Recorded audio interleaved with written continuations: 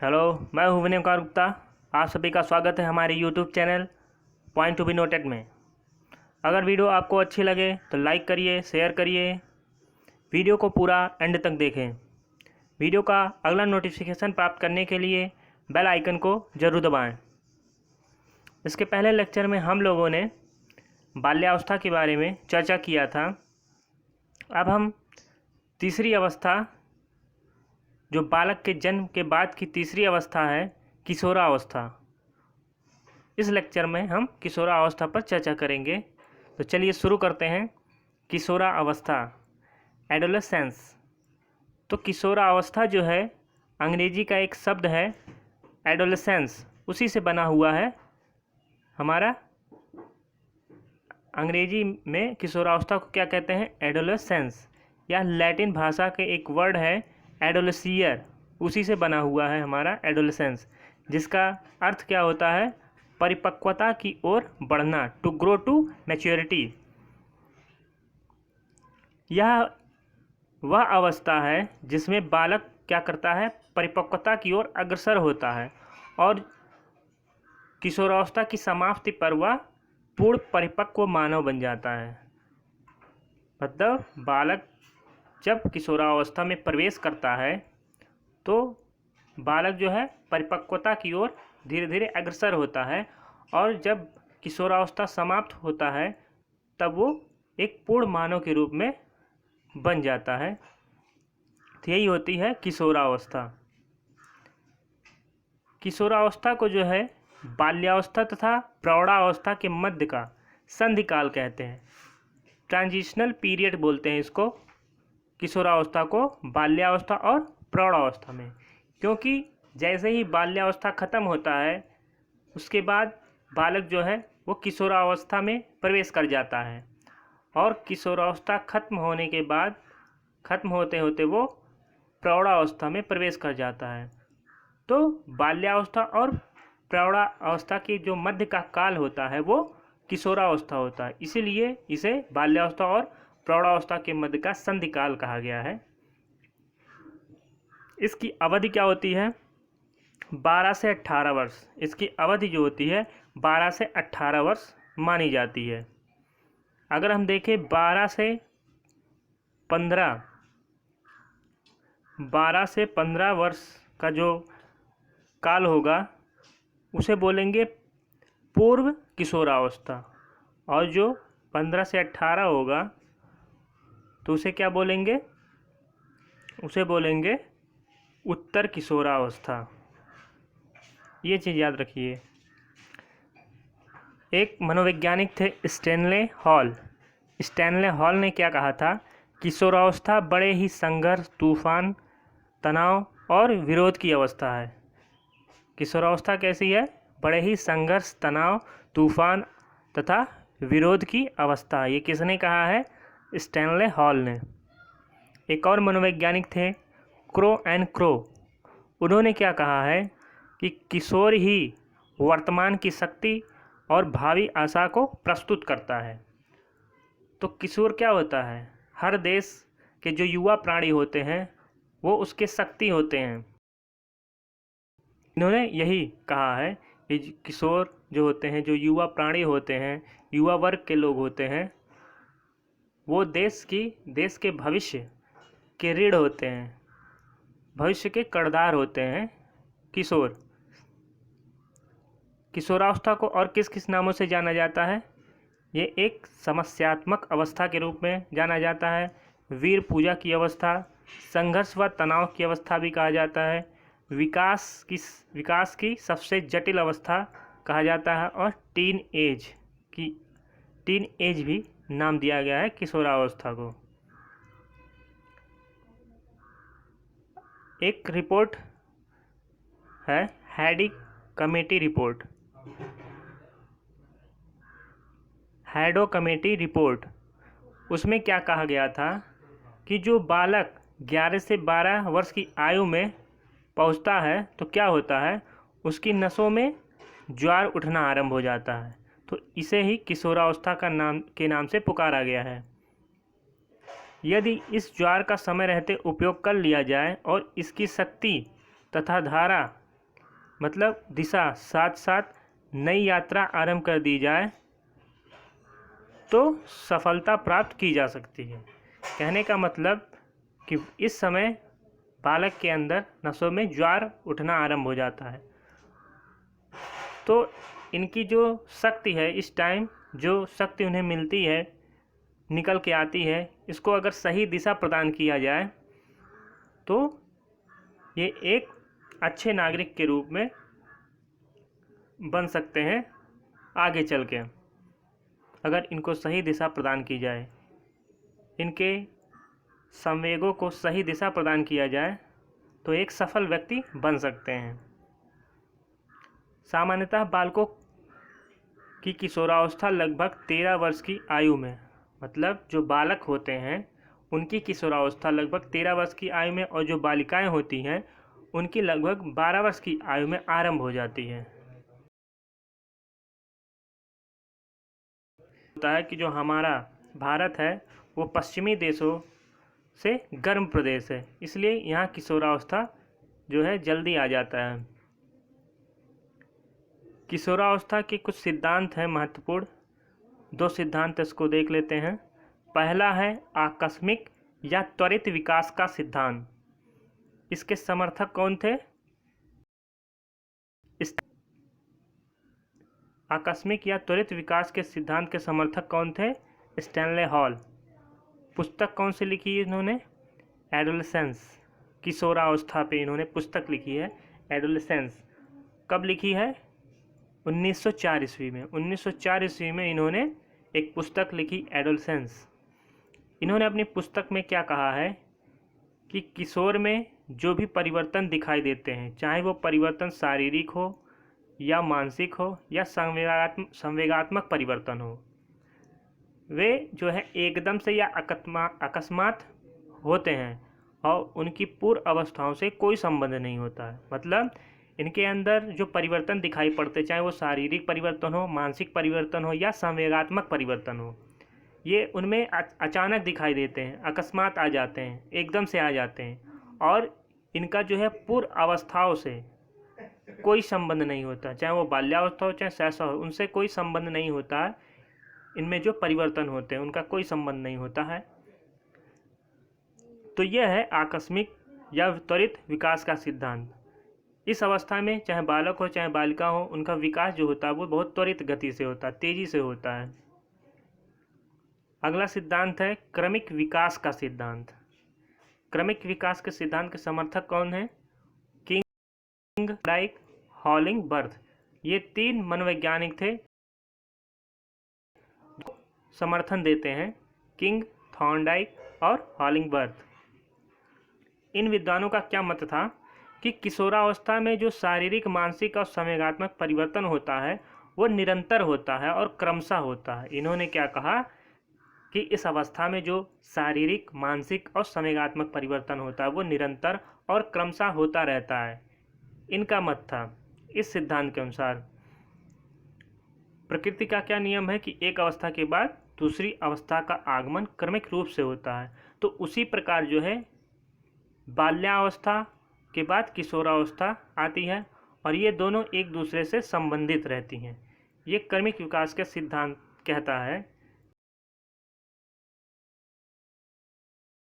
एक तरह क्रमशः होते हैं और बाल्यावस्था, किशोरावस्था एक दूसरे से संबंधित रहते हैं। यह है क्रमिक विकास का सिद्धांत। अब किशोरावस्था की मुख्य विशेषताएं क्या क्या हैं देख लेते हैं। पहला शारीरिक विकास, फिजिकल डेवलपमेंट। शारीरिक विकास का मतलब इसमें जो है भार और लंबाई है बालक बालिकाओं की बहुत तीव्र गति से वृद्धि करते हैं। इनकी भार भी और लंबाई भी बहुत तेज़ी से बढ़ती है। इनकी मांसपेशियां, शारीरिक ढांचे में दृढ़ता आने लगती है। किशोर में क्या, दाढ़ी मूंछ आने लगते हैं। दाढ़ी मूंछ की जो रोम छिद्र होते हैं उनसे रोमावलियाँ देखने को मिलती है। और किशोरियों में प्रथम मासिक स्राव शुरुआत होती है। तो ये शारीरिक परिवर्तन, शारीरिक विकास देखने को मिलता है किशोरावस्था में। अब मानसिक विकास में क्या होता है? मेंटल डेवलपमेंट में उनमें कल्पना व दिवा स्वप्न की बहुलता होती है। वो ऐसे ऐसे चीज़ सोचते हैं कि काश ये हो जाए, काश वो हो जाए। तो इस तरह की वो कल्पना करते रहते हैं किशोरावस्था में। और इस समय जो है सोचने समझने का विकास होता है। सोचने समझने व तर्क करने की शक्ति का विकास होता है। विरोधी मानसिक दशाएं होती हैं। वो जब भी तर्क वितर्क करते हैं तो जब उन्हें कोई निगेटिव पॉइंट मिलता है तो वहाँ वो उसका विरोध करना प्रारंभ करते हैं। तो ऐसी उनके अंदर विरोधी मानसिक दशाएं उत्पन्न होती हैं और किशोरावस्था में ही ये अपने विचारों का निर्माण करते हैं। चाहे वो समाज से संबंधित हो, चाहे धर्म से संबंधित हो, वो अपने जो है विचार का निर्माण करते हैं। लोगों के प्रत्यक्ष अपना विचार रखने लगते हैं। घनिष्ठ व व्यक्तिगत मित्रता, फास्ट फ्रेंडशिप। किशोरावस्था में जो है घनिष्ठ मित्रता देखने को मिलती है। किसी समूह का सदस्य होते हुए भी किशोर एक या दो बालकों से घनिष्ठ संबंध रखता है, जिसे जो उसके परम मित्र होते हैं। मतलब कि बालक जो है भले वो सदस्य में रहता हो, समूह का सदस्य हो, लेकिन उनके दो या एक ऐसे मतलब मित्र होते हैं जो घनिष्ठ होते हैं, जो उसके परम मित्र होते हैं, जिनसे वह अपनी समस्याओं के बारे में स्पष्ट रूप से बातचीत करता है। तो उनमें जो है घनिष्ठता का संबंध होता है। इसी वजह से वो अपनी समस्याओं को स्पष्ट रूप से उनसे बताते हैं, व्यक्त करते हैं उनके सामने। अस्थिरता की अवस्था। अस्थिरता की अवस्था का मतलब क्या होता है कि बालक जो है जब किशोरावस्था में आता है तो कभी कभी वो आशावान हो जाता है, एनर्जेटिक हो जाता है। नई नई चीज़ें उसके मन में उत्पन्न होती रहती हैं और वो जो है आशावान दिखने लगता है। लेकिन कभी कभी ऐसा होता है कि उसी क्षण कुछ देर बाद वो एकदम सा निराश हो जाता है।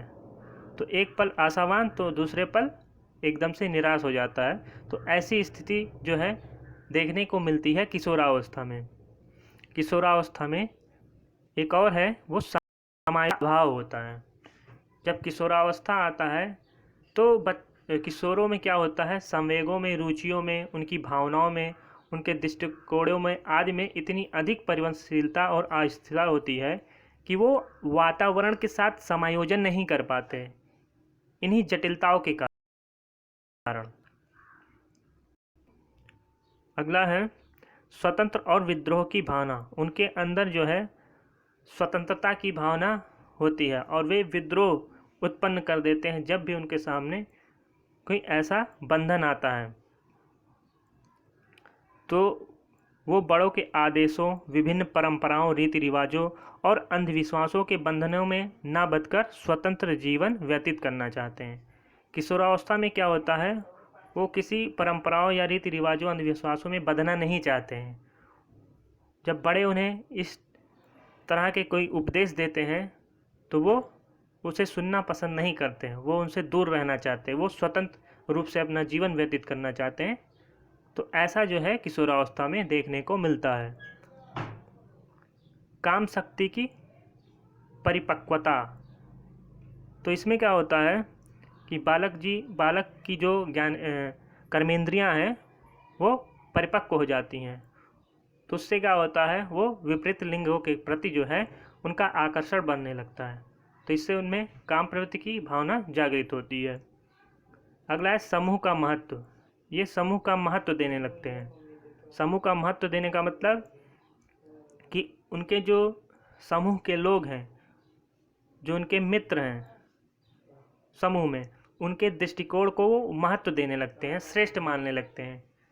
अपने माता पिता, अपने भाई बहनों, बड़े भाई बहनों के विचारों से वो अपने समूह के का जो विचार है उसको श्रेष्ठ मानने लगते हैं और उसी के हिसाब से अपना रुचि में परिवर्तन करते रहते हैं। रुचियों में परिवर्तन। जब बालक 15 साल की आयु तक होता है, 12 से 15, तो उनकी रुचियों में जो है परिवर्तन होता है और उसके बाद धीरे धीरे स्थिरता आ जाती है किशोरावस्था के एंड तक। तो कैसे परिवर्तन देखने को मिलता है? तो किशोरावस्था में कुछ पत्रिकाएं होती हैं, कहानियाँ होती हैं, कभी नाटक तो कभी उपन्यास पढ़ने लगते हैं, कभी सिनेमा देखने लगते हैं तो कभी रेडियो सुनने लगते हैं, और अपने शरीर को अलंकृत करने लगते हैं, साज सज्जा जैसे चीज़ों का प्रयोग करने लगते हैं कि हम किसी भी तरह हम जो है देखने में सही लगे, क्या ऐसा करें कि हम लोगों के नज़रिए में सही दिखें। और विषम लिंगी प्रेम, मतलब मेल जो है फीमेल और फीमेल जो है मेल से आकर्षित होने लगते हैं, उनमें प्रेम की भावना जागृत होने लगती है। और बालिकाओं में क्या होता है? कढ़ाई बुनाई, नृत्य, संगीत जैसी गतिविधियां जो है देखने को मिलती हैं किशोरावस्था में। फिर उनमें समाज सेवा की भावना उत्पन्न होती है।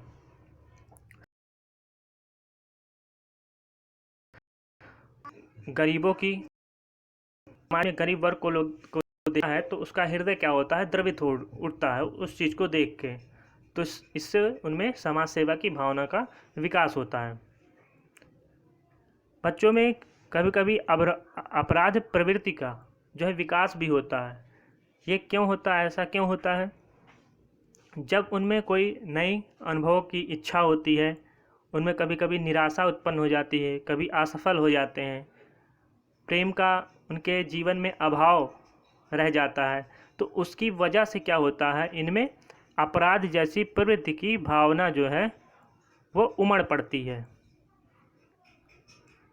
इसीलिए किशोरावस्था में हमेशा माता पिता या बड़े भाई बहन हो, परिवार के सदस्य हो, उनसे हमेशा प्रेम व्यवहार करना चाहिए, जिससे उनमें ऐसी अपराध जैसी प्रवृत्ति जो है वो उत्पन्न ना होने पाए।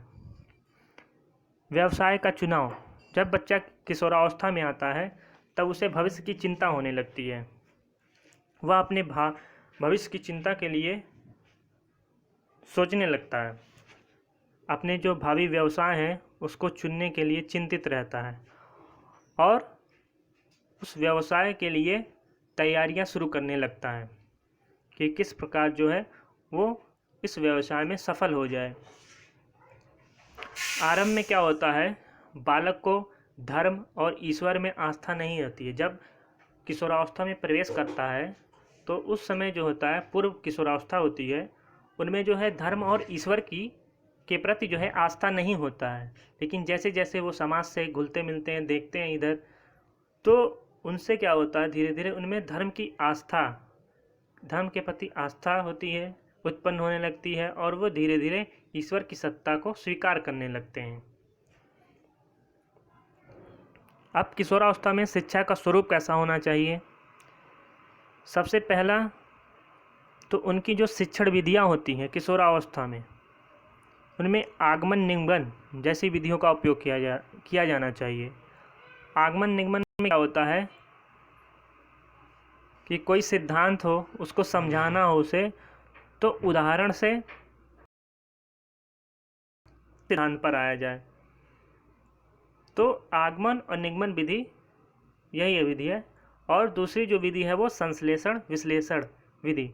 संश्लेषण मतलब जो है ऑब्जर्वेशन करके किसी तथ्य को समझाना हो तो उसके लिए सैंपल इकट्ठा करें, सैंपल इकट्ठा करके फिर उसका संश्लेषण करें, विश्लेषण करें, फिर उसके सामने प्रत्यक्ष करें, जिससे वो जानकारी जो है सही तरीके से मिल सके। इसके अलावा समस्या समाधान विधि, प्रोजेक्ट विधि, अन्वेषण विधि का मतलब खोज विधि होती है। ऐसी विधियों को अपनाना चाहिए किशोरावस्था के बालकों को शिक्षा देते वक्त। शारीरिक विकास या स्वास्थ्य संबंधी शिक्षा, किशोरावस्था में ये बहुत ही ज़रूरी है कि शरीर से संबंधित जो स्वास्थ्य की शिक्षा जो है किशोरावस्था में देनी चाहिए। मतलब उनका शारीरिक विकास कैसे हो रहा है, क्या क्या दिक्कतें आती हैं ऐसी अवस्था में, ऐसी शिक्षा उन्हें देनी चाहिए ताकि वो उससे समायोजन कर सकें अपने शारीरिक परिवर्तनों से। मानसिक विकास के लिए शिक्षा। अब मानसिक विकास के लिए किस तरह की शिक्षा होनी चाहिए, जैसे वाद विवाद प्रतियोगिता कराना, निबंध लेखन, पत्र लेखन। तो ऐसे समय समय पर जो है क्रियाएं करानी चाहिए विद्यालय में, जिससे उनका मानसिक विकास हो। संवेगात्मक विकास के लिए शिक्षा। संवेगात्मक विकास के लिए भी शिक्षा दी जानी चाहिए, क्योंकि इस समय जो है संवेगों में उतार चढ़ाव होता है, और उन्हें इस तरह की शिक्षा देनी चाहिए कि जो किशोरावस्था में संवेग उत्पन्न हो रहे हैं, तो उस संवेगों में क्या सही है क्या गलत है, किस संवेगों का उपयोग हम जो है उनकी शिक्षा में कर सकते हैं, और किसका जो है वो हम संवेग दमन कर सकते हैं। ऐसी शिक्षा उन्हें देनी चाहिए, उन्हें प्रशिक्षित करना चाहिए संवेगों के प्रति। धार्मिक और नैतिक शिक्षा। उन्हें धार्मिक और नैतिक शिक्षा के प्रति भी बढ़ावा देना चाहिए, जिससे उनमें नैतिक गुणों का विकास हो, धार्मिक गुणों का विकास हो, और वह अपराध जैसी प्रवृत्ति में न जाने पाए। व्यक्तिगत विभिन्नताओं के आधार पर शिक्षा। अब किशोरावस्था में क्या होता है कि प्रत्येक किशोर जो होता है उनका जो विकास होता है वो अलग अलग गति से होता है। कुछ का मानसिक विकास जो है तेजी से होता है, कुछ का धीरे से होता है। तो उसके आधार पर शिक्षा देनी चाहिए, बालकों के व्यक्तिगत विभिन्नता के आधार पर। इस अवस्था में यौन शिक्षा की व्यवस्था होनी चाहिए। यौन शिक्षा बहुत ही ज़रूरी है किशोरावस्था में, ताकि वो आगे चलकर कोई ऐसी गलती ना करे जिन्हें वो भविष्य में उन्हें इसका खामियाजा भुगतना पड़े। तो यौन शिक्षा बहुत ज़रूरी है किशोरावस्था में। उन्हें लक्ष्य का ज्ञान होना चाहिए कि हम किस दिशा में जा रहे हैं, क्योंकि बहुत ही उतार चढ़ाव